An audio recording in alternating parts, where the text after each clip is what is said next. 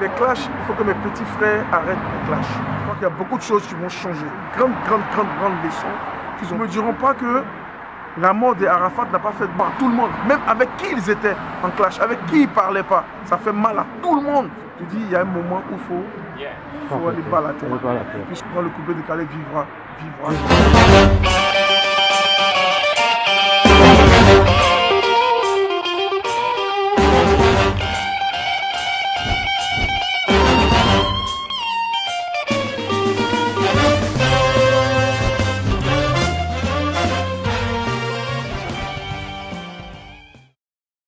Bonsoir. Et d'abord, Yako pour le dire. Merci, monsieur. Yako aussi à toi, c'était cool. Voilà, bon Ressangui est maintenant l'oncle du coupé décalé. Parce que le grand frère de tout le monde, du coupé décalé. Vraiment, c'est une triste nouvelle qu'on a appris par rapport à ce décès d'un frère, un petit frère. J'étais à Paris et quand le matin je suis levé, j'ai vu ça sur Facebook. Directement, j'ai appelé Mola. Parce que j'étais beaucoup proche, j'ai appelé Mola, essayé d'appeler un peu partout, tu vois. Tous les gars qui étaient autour, ils m'ont confirmé que le petit frère était parti, il avait eu un accident la veille et il est parti le matin. Pour moi, c'est une triste nouvelle. C'est une grosse, c'est un grand vide dans mon cœur, parce que la mort d'Arafat était très brutale. Très brutale. La brutalité de cette mort m'a beaucoup choqué. Ça m'a beaucoup choqué. Et ça nous a appris beaucoup de choses. Aimons-nous vivants que mort. Et ça, c'est...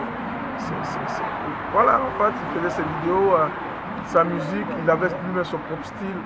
On est créateur de coupé décalé, mais il a envoyé sa vision qu'il avait. Nous parlons du coupé décalé, on parle de l'artiste, bien entendu il est parti, mais on dit toujours qu'un artiste ne meurt jamais, c'est son art. Alors comment est-ce que tu qualifies l'art, quel est le legs de Arafat? J'ai toujours dit devant tout le monde, tout le temps je parlais d'Arafat, j'ai dit mais c'est un petit, il avait toujours quelque chose. Parce que je me rappelle bien quand on a commencé le mouvement, il était avec nous le petit, il était avec nous tout jeune, avec Jonathan, moi et Lino dans tous les spectacles qu'on passait. Qu'on finissait, tac, on essayait de le positionner, lui, Zidane et tout. J'ai fait un petit groupe qu'il tournait tout en nous. C'est grâce à Moula que je l'ai connu. Mais il avait un petit truc en lui. Il avait un petit truc en lui. Tu sentais qu'il avait quelque chose qu'il voulait. Il voulait faire sortir, mais il n'arrivait pas. C'était comme. Je ne sais pas comment expliquer, mais il était renfermé sur lui-même. Et c'était quelqu'un qui ne parlait pas. Je me rappelle bien, il ne parlait pas beaucoup.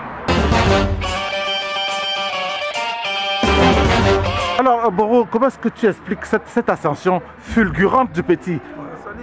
Quand tu es né pour quelque chose, que tu veux ou pas, ça va arriver. C'était son destin. C'était son histoire à lui. Une histoire commence toujours dans un livre, ça commence toujours petit, et après, l'autre devient héros. Et c'était son histoire. Je crois que ça... Il y a un petit truc, il avait quelque chose en lui qui voulait exploser. Et il voulait faire sortir. Et c'était en Afrique. Et c'est passé au moment où il a été... rapatrié en Afrique, il avait cette rage. Parce qu'il s'est dit là, après ça, à part la musique, tu fais quoi? Il avait cette rage de pouvoir. C'est cette rage qui a fait qu'aujourd'hui, Arafat il est devenu ce qu'il est. Il est circulé et c'est d'autant plus impressionnant que l'État de Côte d'Ivoire décrète un deuil national. Ouais, il mérite. Ah oui? Il mérite ça parce qu'il a beaucoup bossé. Il est parti de rien et où il est arrivé, il mérite ça. Tout artiste mérite cette manière d'être honoré. Parce que aujourd'hui, l'art fait partie de la vie. Voilà. Donc, et pourtant, il était tellement combattu. Ben, bon, combattu, moi je dirais que c'est les mouvements. Nous, on a créé un mouvement où on se chamaillait, tu vois. Et se chamaillait, double saga et tout. On se chamaillait. C'est souvent, même, tu vas dire des trucs à la télé que l'autre n'a pas dit, puis on rigolait. Et eux, moi je dirais que c'était une bonne, comment dirais-je, une bonne guerre. C'est normal, dans la musique, il faut de la compétition, ce qui te permet de bosser. Mais la compétition est arrivée à un moment, ils se sont oubliés. Et où ils sont allés, j'avais fait une vidéo il y a peut-être 5-6 ans ou 7 ans, où je dis qu'il faut savoir ce que cette compétition va vous envoyer à quelque chose, à une mort. Moi je me suis dit peut-être que c'est pas balle, quelque chose aujourd'hui. Ouais, parce qu'ils sont allés tellement loin qu'aujourd'hui, ça allait dans le boycottage.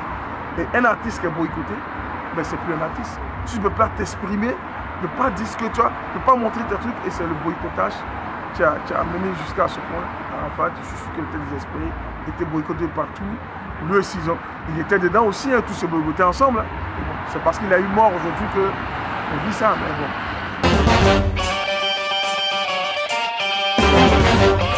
Qu'est-ce qu'on peut retenir de sa mort? Il faut que mes petits frères arrêtent les clashs. Parce que les clashs emmènent d'autres choses. Et ils rentrent dans la vie privée de leurs amis, dans la vie privée de leur mère, tout ça pour du buzz. C'est bien beau du buzz, mais s'ils veulent faire des clashs, qu'ils fassent des clashs intelligemment. Les clashs ne pas rentrer dans certains trucs. Et aujourd'hui, à cause de les clashs, voilà ce qui arrive. C'est rentré dans le boycottage. Aujourd'hui, voilà, l'autre a perdu sa vie de Bordeaux. Moi, lui qui avait mal, c'est de Bordeaux parce que je me rappelle bien, j'habitais en haut, moi j'habitais en bas, en Hongrie, lui était tout un de Bordeaux.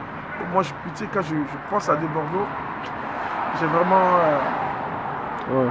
pitié pour lui. Donc, ce que je peux dire comme conseil, c'est de